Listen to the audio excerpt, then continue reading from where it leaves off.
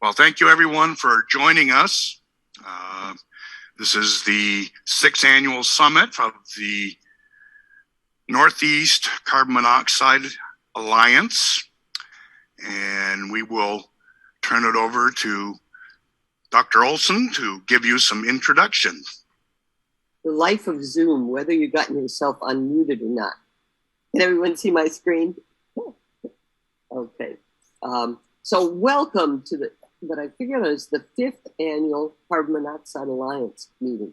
And I'm showing you our new logo here because we have now expanded, and you'll see as we talk about it, to involve colleagues in Maine as well as Vermont, New Hampshire, and of course, colleagues who are concerned about carbon monoxide wherever they are.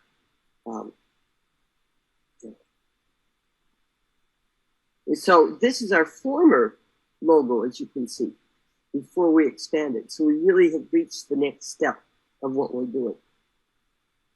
You know, I always want to remind us as we're doing this about the problem we face and that we keep having fatal and near fatal incidents in our region due to carbon monoxide. And there's a disconnect between the efforts to address fire safety that we probably do a pretty good job on and carbon monoxide safety. This is particularly difficult in northern New England, where we have an increased risk for an aging population. We have heating systems that are good at producing carbon monoxide when they malfunction.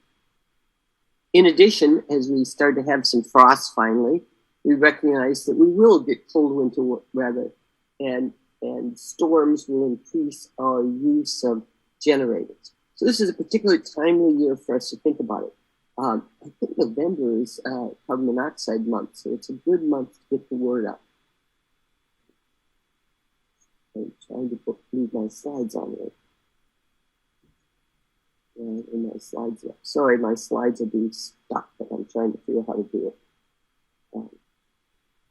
The mission of the Carbon Monoxide Alliance that has stayed with us is to seek to understand the preventable, structural, and personal causes of carbon monoxide incidents in our region and to take action to remedy them.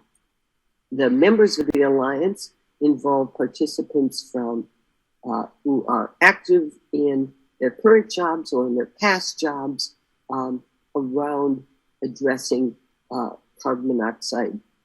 And this is a list of our current members. I'd like to now transition. See that nice picture I found of you there? To Bill Degnan, who's one of the founding members of this alliance, who's going to give you a little background on the Carbon Monoxide Alliance. I'd just like to take a moment to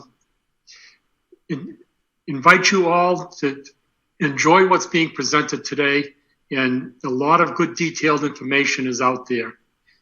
We look to help you do a better job at what you do out there every day in preventing carbon monoxide incidents. The Vermont New Hampshire CO Alliance was born following a close call at the home of Dartmouth College professor, Dr. Norman Miller.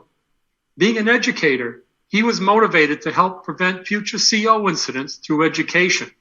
He reached out to the Children's Hospital at Dartmouth Injury Prevention Center for assistance. They brought together New Hampshire, Vermont state fire marshals for a meeting with Dr. Miller on September 25th, 2015, and thus the alliance was born. This initial discussion focused on the scope of the problem and how we could all work together to reduce carbon monoxide deaths and injuries. Goals were set to stay focused on the mission to educate the public, first responders, heating appliance technicians, and to impact human behavior to prevent CO incidents. This has remained our primary goal since the first summit in 2016. We remain committed to that primary goal of education, prevention, and that is what we've been sticking to. The initial group of Dr. Miller, Dartmouth Injury Prevention Center, and the Vermont New Hampshire State Fire Marshals offices has grown over the years to include the neighboring state fire marshals. the New Hampshire Association of Fire Chiefs, the New Hampshire Chief Mechanical Inspector, the Propane Gas Association of New England, detection and alarm experts from various fields, the Giesel School of Medicine at Dartmouth College, the Red Cross. And since the first summit in 2016, we have brought together subject matter experts from across the world to provide quality education. Thus, this forum, we have all can do a better job at prevention and outreach in our communities. This brief overview of the Alliance has many partners, and without their input, we would not be here today with another quality educational presentation. Thank you to all those partners, and thank you to Dr. Norman Miller for your leadership in bringing us together for the common goal of prevention. Lastly, your input is important to the Alliance. Please take the time to send us your thoughts through the survey at the end of the program today. And ending this segment of today's program on this special note, thank you all for attending today, because together we can make a difference. Lives are saved through education each and every day. This Alliance has been formed out of that incident, but we do have the positive side of it where the education is getting out there. Thank you for the opportunity to help with this, and I'll turn it back to you, Artis. I'm going to share my screen. Bill, this was also a little sneaky move on our part, because we want to honor you for your core activities that you have done while you have been with the Alliance. And this is the Award of Excellence being presented annually to a key member in the world of carbon monoxide. And this is to you, Bill Degnan, because the entire community recognizes your outstanding role. So. Well, thank you, Dr. Olson. I appreciate that. It's truly an honor to serve with all of you. So, thank you. Have I shown you your certificate, or have I managed to not do it? Yes. I have, okay. Now we'll go on to the next part of our meeting. Kelly and Bob from Nfpa are going to present us some updates. Thanks, y'all, for letting me join you. I'm actually in Texas. I seem like I'm even further away from you than normal, but I'm so delighted to be with you for a few minutes as you kick off this Northeast CO Summit. And thank you to the host for including us. We really appreciate it. I wanted to give you a few updates from NFPA. Say hello from your regional director, Bob Duvall. He would love to have been with you today, but he was tied up. And so I wanted to give you an update on some of the educational messaging that changed this year. During COVID, there were a few positive things, which are during the office time, we were able to do a major revision on the educational messaging document. And a lot of the CO messaging came straight from the people that are involved with your CO Summit. And so a huge thank you from NFPA to your membership who over the years have contributed to helping this document be even more robust related to carbon monoxide. This is what the new educational messaging document looks like. This is the 2020 edition. As you know, we'll be starting the 2022 version after the first of the year, and we look forward to seeing some of the new programs in there. This time we actually added some new chapters. We traditionally had one called Hotel and Motels that changed into Fire Safety Away from Home. We added in one on pet fire safety, which of course is fur babies and people's pets are like their kids, and then one on youth fire setting. So we are excited to have those new chapters, and I'm going to show you how that interconnects with our CO Alliance. So our educational messaging document takes input from the committee. We take input from outside of the committee, and then we take messages, and those messages are developed and reviewed by this committee in a couple of ways. We look at the codes and standards, and we check to see if the codes and standards actually have changed. Are they technically correct? We then have our national partners review them for accuracy and to see how to use them. We look at research on the topics, and we also have affiliate members of it that provide feedback. And then the people in the field actually provide messages to us that are vetted, and it's determined whether or not they should be added into the educational messaging document. And this document is a living document, so it's always changing. So where do you find this? Well, if you go to nfpa.org, this is what our main page looks like. You don't have to be a member to access this, but if you are, thank you for supporting the work that we do.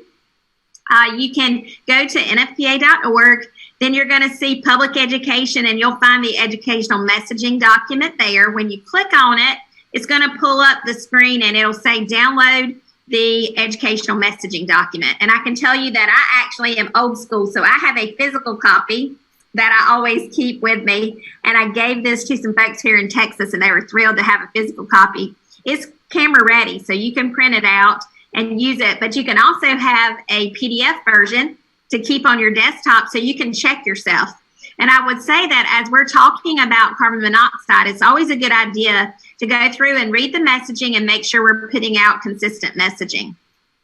We have a process that allows you to submit your comments year-round. That process is open right now. We want you to be thinking about what additional messaging should be included in the educational messaging document so that we can make this relevant and successful. And so I told you that we have a new chapter on fire safety away from home, and you may say, what's that have to do with the CO Alliance?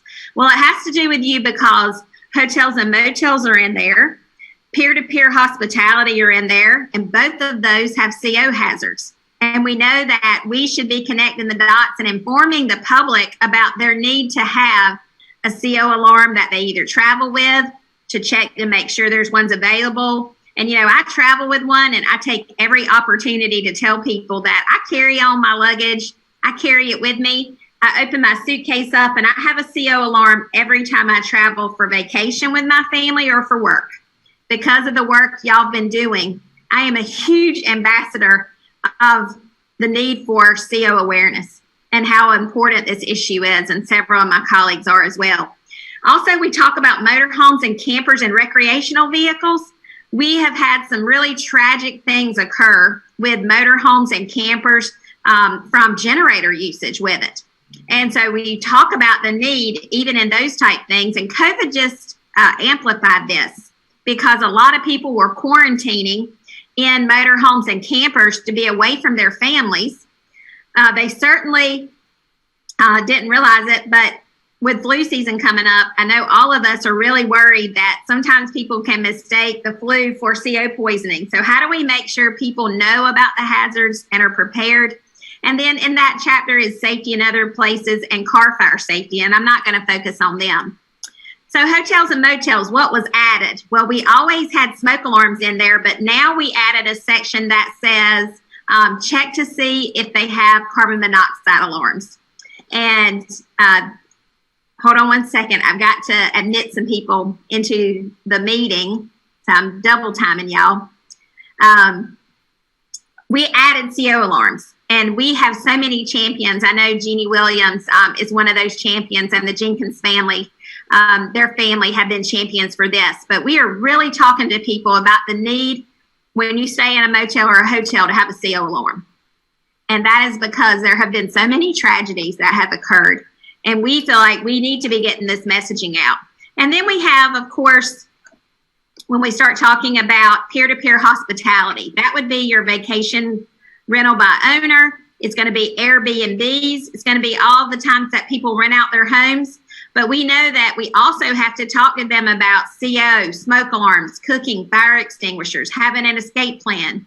All of the components that we talk about, homes don't necessarily have the same type of provisions as a commercial setting would, like a hotel or a motel. And so bringing up this issue and talking through it on peer-to-peer hospitality. And then we talk about motorhomes and campers having smoke alarms, having cooking, checking into the cooking type things, looking at the appliances that are available, the fact that many of them use propane. So that's a fossil fuel burning fuel. And so we need to be aware that there can be some hazards with that. The appliances needed to be inspected and maintained. And so all of that and the need for CO awareness are part of that motorhome, camper, and recreational vehicle section. So we're very glad to see that included in it. And also the fact that people use a lot of alternative things like heaters and campfires and lanterns. And what are some of the hazards around those? So all of those are part of that chapter. And then we have new messages, and I wanted to bring these up to the Alliance because I tell you, this document, the comments that were put in were very thoughtful, and they were taken under consideration in order to change the educational messaging document. So within Chapter 3 of our document, we changed 3.1.2, and you'll see that before it had when vehicles are running. Now, when you're from where I am, vehicles run. But people said, doesn't it make more sense for us to say when vehicles are idling? That is a proper term, and that is how we should refer to it. So vehicles idling inside garages, and then, of course, malfunctioning or improperly vented water heaters, clothes dryers, furnaces, other heating things, and portable generators. Also within that chapter, in installation, under 3.2.2, we added the verbiage changed, and it now says install and maintain CO alarms inside your home to provide early warning and reduce risk from death from CO, because we know that we can't completely eliminate that risk, but certainly you have a better chance of being alerted when you have some detection going on in that home. And then we have inside the home, which is 3.4. In that section, it was mentioned that we should refer to appliances and heating and chimneys being inspected per those manufacturer's instructions. Now, depending on where you are, those requirements may change on the code side of things. So we're a national organization, so we have to put the document out, and it's your job to then add in any additional requirements that you have based on the codes and standards in your area. So you may have an inspection process for things that you can add in here.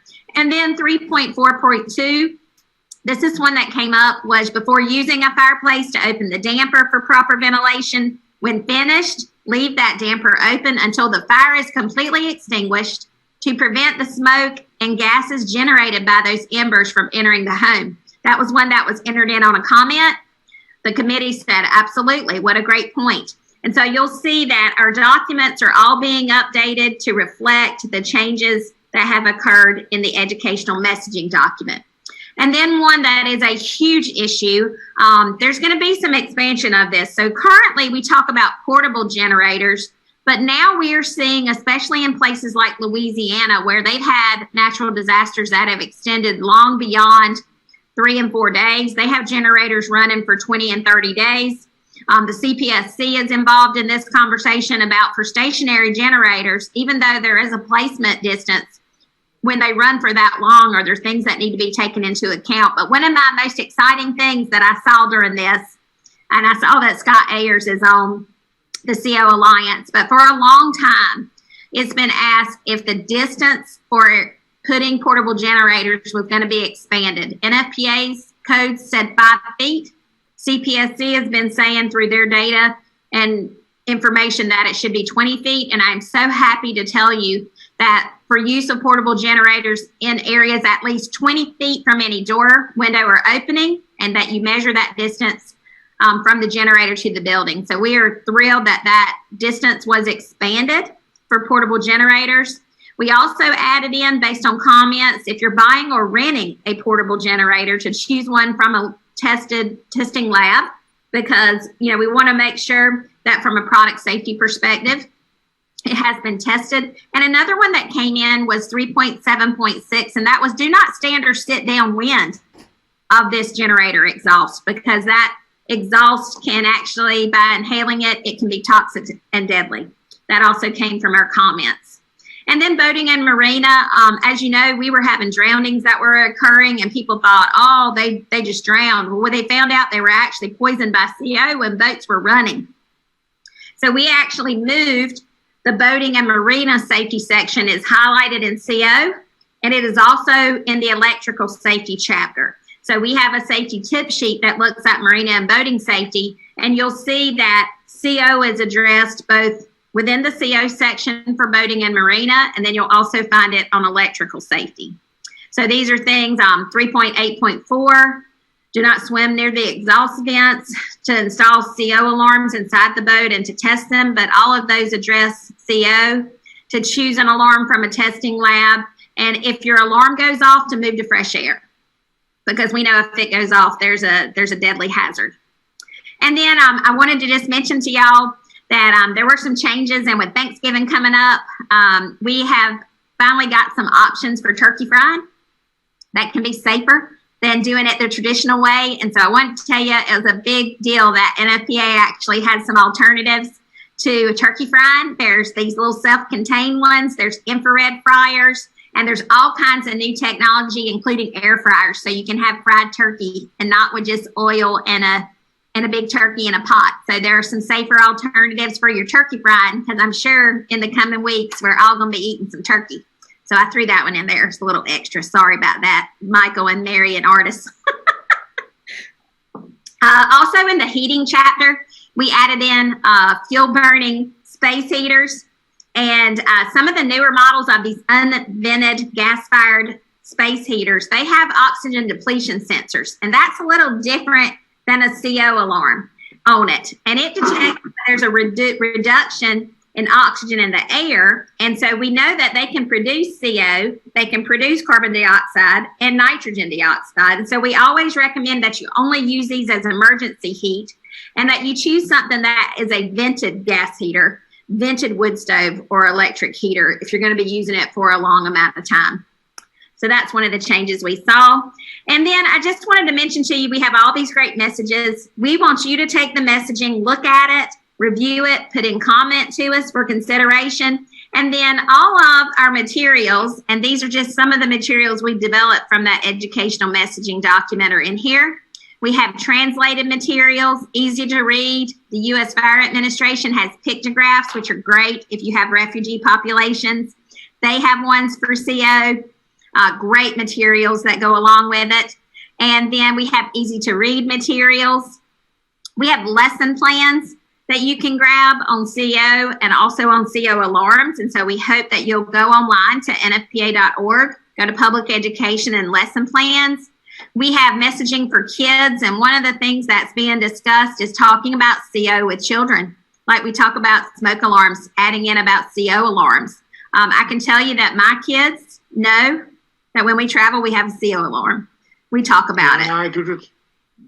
I mentioned to you about the U.S. Fire Administration, the Consumer Product Safety Commission. They certainly have some great resources in social media and also other means on their website. They'll also send you free materials if you need CO materials. And then, of course, NFPA has a great social media platform, both through Sparky, the Fire Dog is our educational one, and through NFPA directly. And so we hope that you'll use those resources. And I want to thank you for the opportunity